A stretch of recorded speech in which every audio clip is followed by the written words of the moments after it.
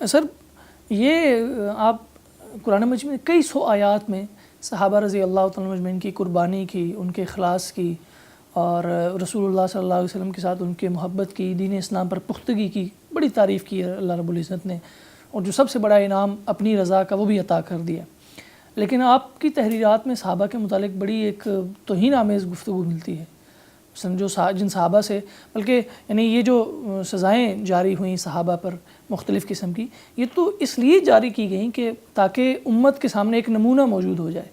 تو اس بنیاد پر ان سے اگر کوئی غلطی ہوئی ہے یا کوئی یعنی ایک نمونہ ظاہر کیا گیا ہے سزا کے لیے، تو اس کے بارے میں تو یعنی اس کو بیان کرتے ہوئے احتیاط کرنی چاہیے، آپ بجائے اس کے کہ ان کو فساد فی الارض کا مرتکب اور بدمعاش اور اس طرح کے الفاظ سے جو ہے وہ یاد کرتے ہیں۔ تو یہ توہین نہیں ہے صحابہ کی؟ یہ جو کچھ آپ نے صحابہ کے بارے میں بیان فرمایا ہے، میں تو اس سے بھی آگے جاتا ہوں، یعنی اس میں کوئی شبہ ہی نہیں کہ خدا نے ان کو خیر امت کہا بحیثیت جماعت، اس میں کوئی شک نہیں کہ ان کے لیے رضی اللہ عنہم و رضوا عنہ کی بشارت ہوئی، کوئی شبہ ہی نہیں کہ وہ اشداء الکفار رحماء بینہم ہے۔ میں اس سے آگے میں نے عرض کیا تھا کہ جاتا ہوں، میرے نزدیک تو وہ قدسیوں کی وہ جماعت ہے کہ جس کو اللہ تعالیٰ نے فرشتوں کی طرح اپنی دینونت کے ظہور کا آلہ بنایا ہے۔ یہ کوئی معمولی اعزاز نہیں ہے، پرانے صحیفوں میں ان کا اسی لحاظ سے ذکر آتا ہے۔ مدینہ کو قدیم صحیفوں میں مقدسوں کی لشکرگاہ کہا گیا ہے، یہ غیر معمولی چیز ہے، اس میں کوئی شک نہیں ہے۔ لیکن صحابہ کرام جب آپ لفظ بولتے ہیں تو اس سے آپ کی مراد کیا ہے؟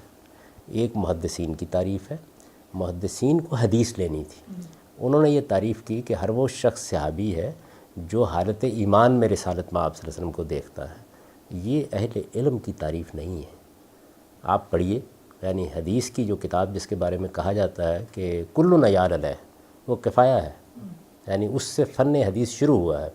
اس میں یہ بحث موجود ہے کہ خود صحابہ کرام کے ہاں بھی صحابی کی تعریف کا مطلب کیا تھا، یعنی جن لوگوں نے رسالت مآب صلی اللہ علیہ وسلم کی ملازمت کی، یہ میں عربی مفہوم میں بول رہا ہوں، صحبت اٹھائی، آپ کے پاس رہے، آپ کا ساتھ دیا، آپ کی چیزیں سمجھی، صحابی کا اطلاق ان پہ کیا جاتا ہے۔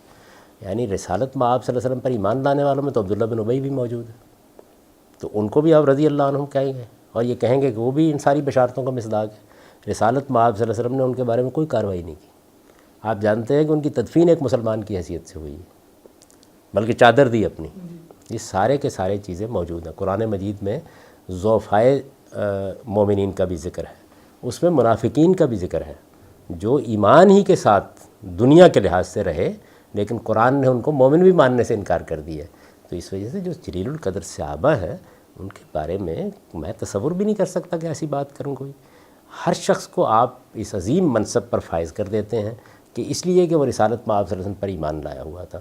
اس میں اگر کسی سے کسی جرم کا ارتکاب ہوا ہے تو تحقیق جرم کے لیے اس کا کردار زیر بحث لایا جائے گا۔ یہ اصل میں قانونی ضرورت ہے، اس میں کوئی کسی کی توہین کرنا پیش نظر نہیں ہے۔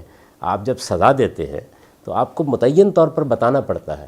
مثال کے طور پر آپ دیکھیں کہ سزا کے واقعات میں رسالت مآب صلی اللہ علیہ وسلم کے سوالات نقل ہوئے ہیں، اس میں آپ نے 10 پہلوؤں سے متعین کیا ہے پہلے کہ جرم ہوا کیا ہے۔ تو یہ بحث جو مائز کے بارے میں ہوئی، جس کی طرف آپ کا غالباً اشارہ ہے، اس کی ابتدا مجھ سے نہیں ہوئی، یہ بحث اصل میں مولانا حمید الدین فراہی نے پہلے کی۔ انہوں نے ایک چھوٹے سے رسالے میں یہ بتایا کہ جو رجم کے واقعات ہوئے ان کا باہمی تعلق کیا تھا قرآن مجید کے ساتھ اور رسالت مآب صلی اللہ علیہ وسلم کے عمل کے ساتھ، ہم کس طرح سے اس کو متعلق کریں گے۔ پھر اس کے بعد استاذ امام امین حسن اصلاحی نے اپنی تفسیر تدبر قرآن میں یہ بحث کی، اور میں نے تو اسی کو نقل کیا ہے کیونکہ میں اس کو درست سمجھتا ہوں۔ اس طرح کی کوئی چیز جو ہے وہ مجھے لکھنے کی ضرورت ہی نہیں پیش آئی، البتہ میں اس پورے معاملے کو جس زاویے سے دیکھتا ہوں اس کو میں نے استدلال کے ساتھ بیان بھی کیا، اور میں نے استاد امام کی مدافعت بھی کی ہے اسی اصول پر کہ میں اس کو درست سمجھتا ہوں۔ تو جب کسی جرم کی تحقیق کا معاملہ ہوگا تو وہاں یہ متعین کرنا پڑتا ہے، یہ اس کے قانونی تقاضے ہوتے ہیں کہ کون شخص ہے، جرم کیسے ہوا ہے، جرم کی نوعیت کیا ہے، سزا اور جرم کی باہمی مطابقت کیا ہے۔ یہ ساری بحث یہ ہے۔ ہمارے ہاں کے مذہبی لوگ عام طور پر اس طرح کی چیزوں کو قانون اور علم کے حوالے سے دیکھنے کی بجائے عقیدت کی نظر سے دیکھتے ہیں۔ تو عقیدت بڑی اچھی چیز ہے، لیکن بہرحال جب آپ دین کو واضح کرنا چاہ رہے ہوتے ہیں تو وہاں بعض اوقات پوسٹ مارٹم کرنا پڑ جاتا ہے کسی چیز کا. یہ اسی داعیے کے ساتھ یہ معاملہ مولانا امین حسن نے کیا ہے, اسی داعیے کے ساتھ اس سے پہلے بھی کیا جاتا رہا ہے.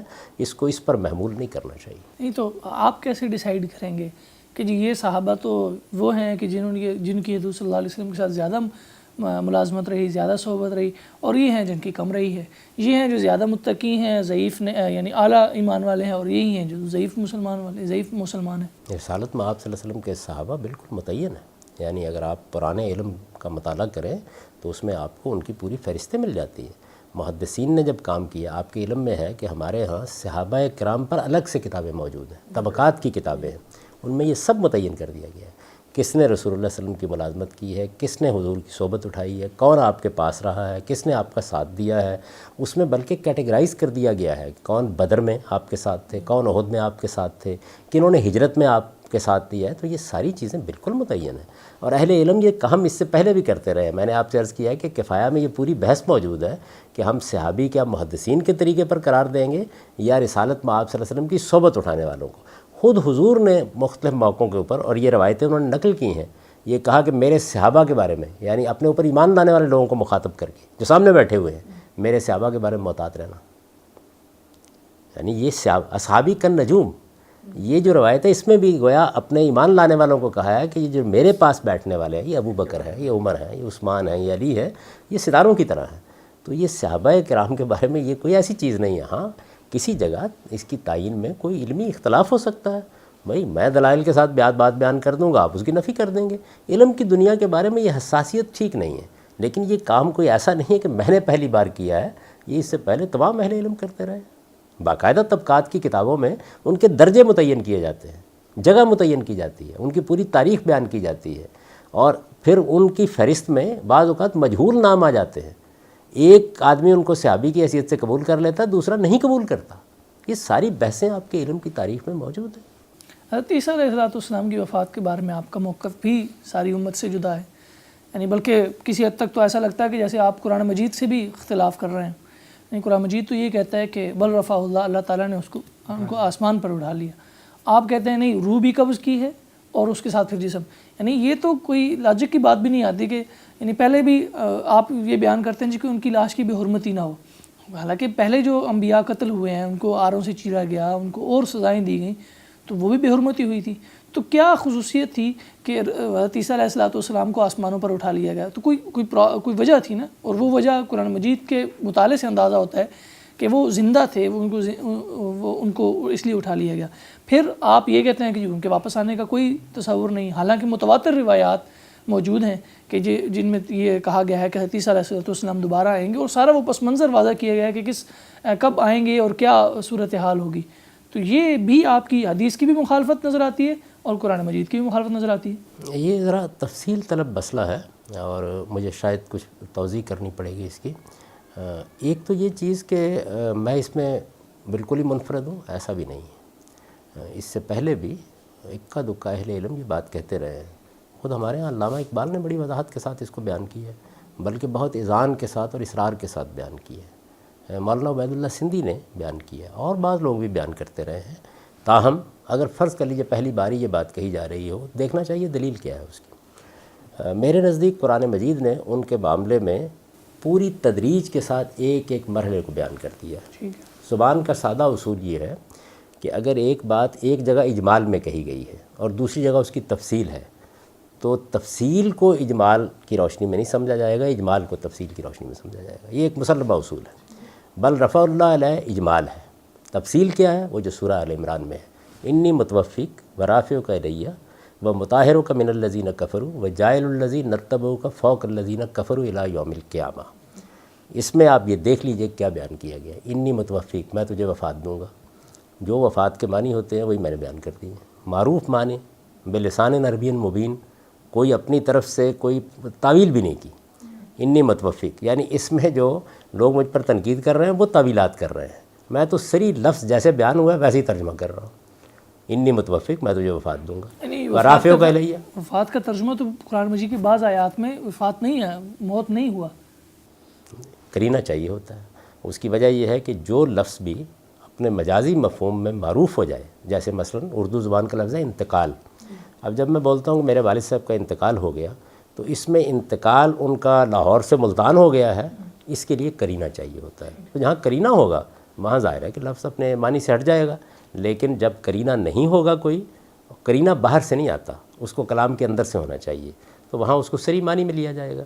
تو انی متوفق کا میں وہی ترجمہ کرتا ہوں کہ جو اگر آپ کے ذہن میں پہلے سے کوئی چیز موجود نہ ہو اور آپ اس آیت کو پڑھیں گے تو آپ بھی کریں گے, میں تجھے وفات دوں گا. ورافع کا الیہ, جب وفات کے بعد کہا جائے کہ اٹھا لے جاؤں گا تو ظاہر بات ہے کہ پھر وفات کے بعد ہی اٹھا لے جانے پر اس کا عمل کیا جائے گا. یہ میں نے واضح کر دیا کہ رافع کا الیہ کے الفاظ بلندی درجات کے لیے استعمال نہیں ہو سکتے, پھر الہ کا صلہ نہیں آنا چاہیے تھا. جب یہ آ گیا ہے تو اٹھانا ہی ہے. یہ بالکل ایسے ہے, والد صاحب کی وفات ہو گئی, اب ان کو اٹھا لے گئے ہیں. کس کو اٹھا لے گئے ہیں؟ ظاہر ہے کہ میت اٹھا کے لے گئے ہیں, جنازہ اٹھا کے لے گئے ہیں. تو جب وفات کے بعد آپ یہ لفظ بولیں گے تو آپ سے آپ اس کی تخصیص ہو جائے گی. میں نے بھی اس معنی میں لیا ہے. مطہروں کا من الذین کفروا نجات کے معنی میں ہے, یعنی ان منکروں سے تجھے نجات دوں گا. وجاعل الذین اتبعوک فوق الذین کفروا الی یوم القیامہ, یہ ان کی وفات کے بارے میں میرا نقطہ نظر ہے. کوئی ایک روایت بھی ایسی نہیں ہے کہ جو میرے اس نقطہ نظر کے خلاف ہو. تو اس لیے اس میں تو حدیث کا حوالہ دینا ہی نہیں چاہیے. علماء کی آراء ہیں, انہوں نے ایک خاص رائے قائم کی ہے, وہ تعویلات ہیں جو وہ کر رہے ہیں. تو اصل میں تو جواب ان کو دینا چاہیے کہ تعویلات کیسے کر رہے ہیں وہ. یعنی میری تو بات بالکل سادہ, بہت سیدھی, جیسے قرآن نے بیان کیا میں نے سادگی سے اس کا ترجمہ کر دیا. میں اس کی کوئی تعویل کرنے کے لیے تیار نہیں ہوں. یہ پہلا آپ کا مقدمہ ہے. دوسری چیز یہ ہے کہ ان کے دوبارہ آنے کے بارے میں روایات ہیں, یقیناً ہے, میں نے وہ روایات بیان کر دی ہیں اپنی کتاب میں. اس کے بعد اس کے بارے میں کچھ سوالات اٹھائے ہیں. روایات کے بارے میں مسلمہ اصول ہے کہ جب سند کے لحاظ سے آپ دیکھ لیتے ہیں کہ ان کے راوی ثقہ ہیں, جب آپ کو معلوم ہو جاتا ہے کہ ان کی سند متصل ہے اور آپ کو معلوم ہو جاتا ہے کہ حفظ و اتقان کا کوئی مسئلہ نہیں ہے, یہ تھوڑی دیر کے لیے مان لیا جاتا ہے. اگرچہ ان معاملات میں بھی بہت سے محققین نے سوالات اٹھا دیے ہیں, اور ان سوالات کا بھی کوئی طویل نشست ہو تو میں ذکر کر سکتا ہوں, بتا سکتا ہوں کہ کیا کیا سوالات انہوں نے اٹھا دیے ہیں. لیکن تھوڑی دیر کے لیے مان لیجئے کہ سند کے لحاظ سے کوئی سوال نہیں. آگے پھر محدثینی کا قائم کردہ اصول, اور بالکل ٹھیک ہے کہ یہ دیکھا جائے گا کہ کسی روایت میں جو بات بیان ہوئی ہے کہ اب قرآن اس کو قبول کرتا ہے. تو میں نے قرآن کے حوالے سے کچھ سوالات اٹھائے ہیں, اور جو لفظ استعمال کیا ہے وہ میری کتاب میزان کو نکال کے وہ دیکھ لیں. وہ یہ ہے کہ جب میں قرآن مجید کی روشنی میں ان کو دیکھتا ہوں, وہ بتا دی ہیں میں نے چیزیں ساری کی ساری, اگر آپ کہیں گے تو میں اس کا اعادہ کر دوں گا. اور یہ کہا ہے کہ اس کے بعد میرے نزدیک یہ روایات محل نظر ہے. محل نظر کا مطلب کیا ہوتا ہے کہ قرآن کی روشنی میں جو بات سمجھ میں آ رہی ہے ان کے اوپر دوبارہ غور کرنا چاہیے. تو یہ علم کی دنیا میں لوگ جانتے ہیں کہ یہ سارے کام ہوتے رہتے ہیں, اس لیے اس میں کیا چیز ہے جو قابل اعتراض ہے. آپ یہ کہتے ہیں کہ ہم کسی کو کافر نہیں کہیں گے, مشرک نہیں کہیں گے, اس کے کفر کو بتایا جائے گا, اس کے شرک کو بتایا جائے گا, اور جب بھی کوئی فرد اس کا ارتکاب کرے گا تو وہ کافر اور مشرک ٹھہرے گا. یہ لازمی نتیجہ نکلے گا, کیونکہ میں نے ایک قضیے کو پہلے افرم کیا ہے